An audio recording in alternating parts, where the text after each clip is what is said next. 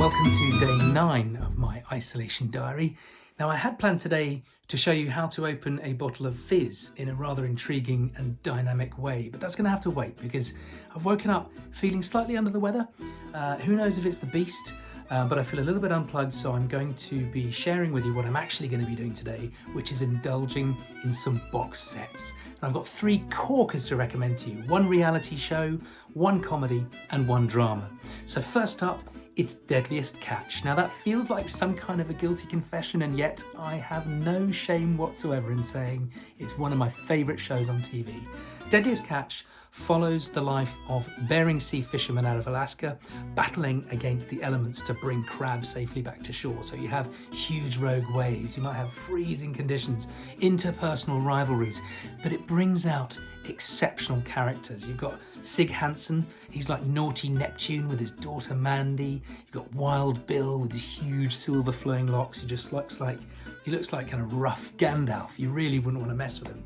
And then Jake Anderson on the saga, young hungry buck, he's out to make a few pennies. I love these guys, and the new series is coming out on Discovery on the 14th of April. I cannot wait.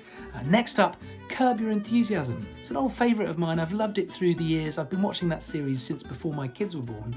Larry David, I think, is a master. I love the characters, I like the settings.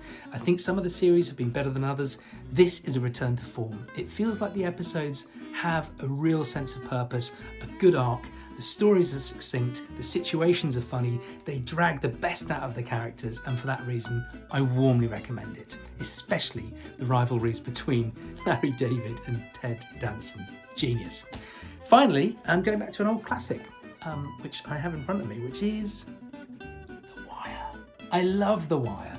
The Wire, if you haven't seen it, what have you been doing? It is set in Baltimore, follows the lives of drug dealers on the corners, cops out to bust them, various people in City Hall, journalists, people down the docks. Each series follows a different element of the kind of life in Baltimore.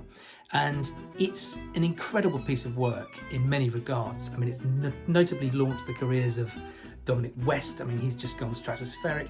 Idris Elba is masterful in it. The heart of the show is a character called Bunk.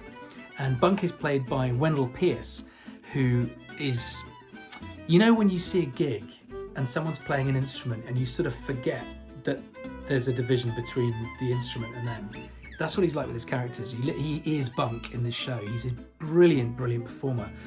And the reason I think he's the heart of the show is because he's the heart of everything he does. I recently saw him in Death of a Salesman in London's West End, and he could not have been more Willy Loman. So for that reason alone, go back to The Wire, love Bunk, revel in his splendour, and I will see you here tomorrow, hopefully feeling a little bit brighter for the next episode of my isolation diary.